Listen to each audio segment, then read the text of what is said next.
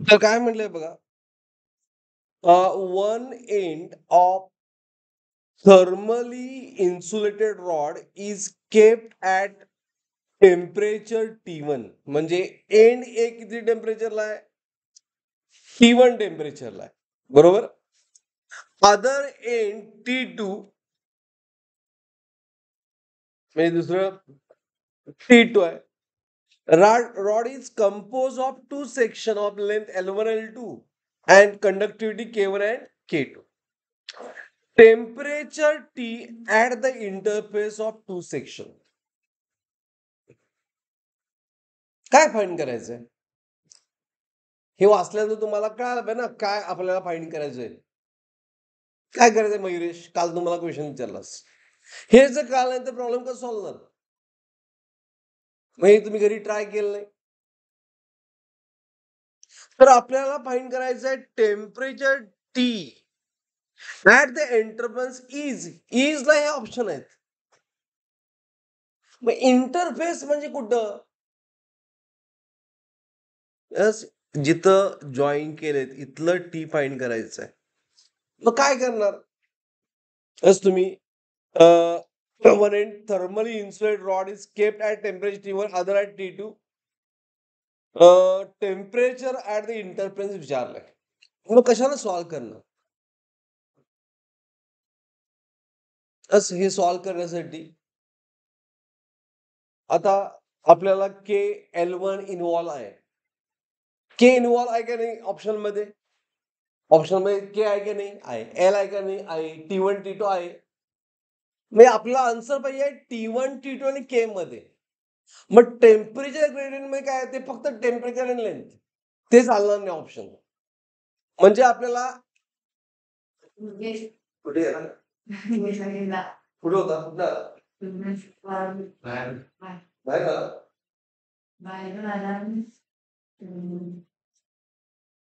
ही जागा सारखी तिथे दरवाजा बंद काय विसरलो गेलस.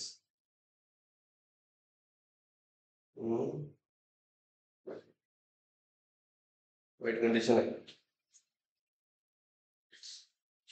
हा कुठं आलं पण हा तर आपल्याला हे सॉल्व्ह करायचं आहे.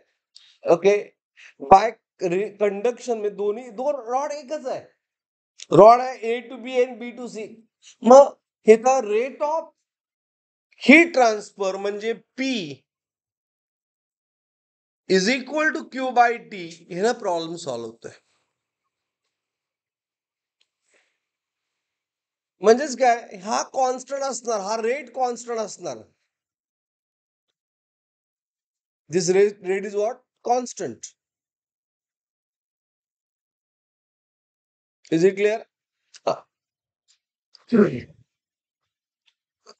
मग rate of A to B बसून ट्रान्सफर करायचा रेट सेम काय असणार बी टू सी साठी.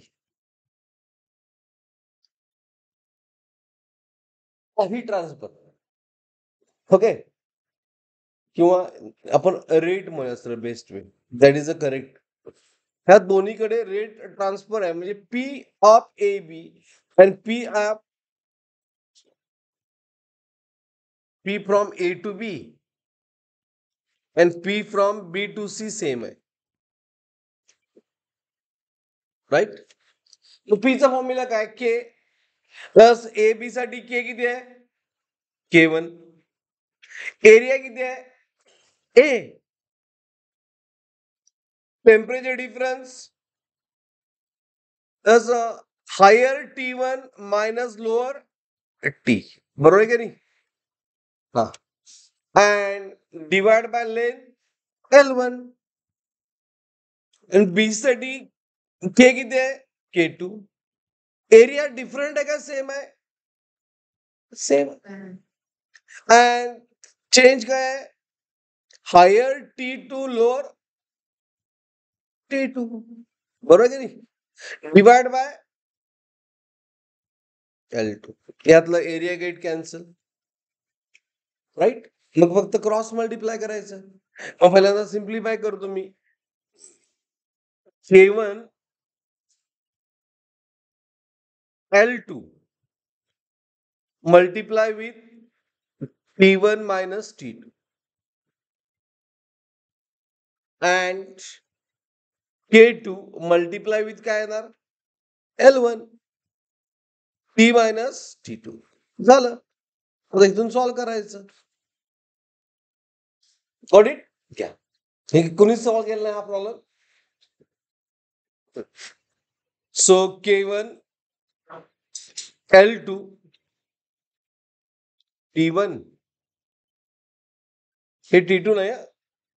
दिस is not T2, is it right? हे T आहे T1 आणि K1 L2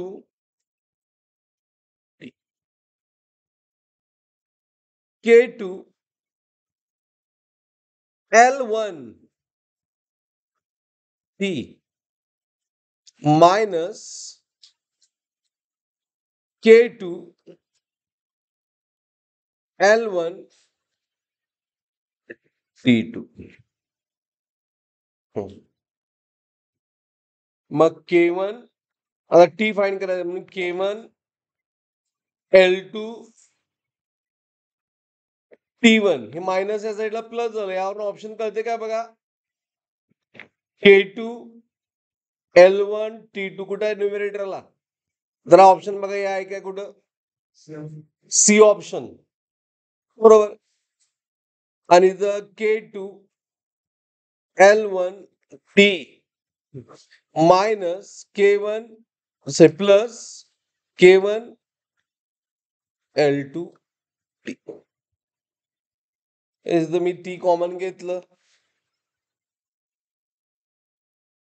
इथं आपण T कॉमन घेतलंय दोन्हीकडलं. म्हणजे आता राहिलं काय? T कॉमन घेतलं.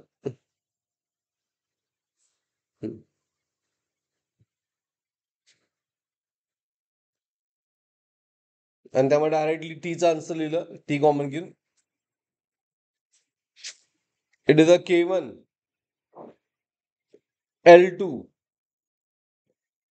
T1 plus K2 L1 T2 divide by K1 L2 plus K2 L1. Got it? Okay, nothing but option.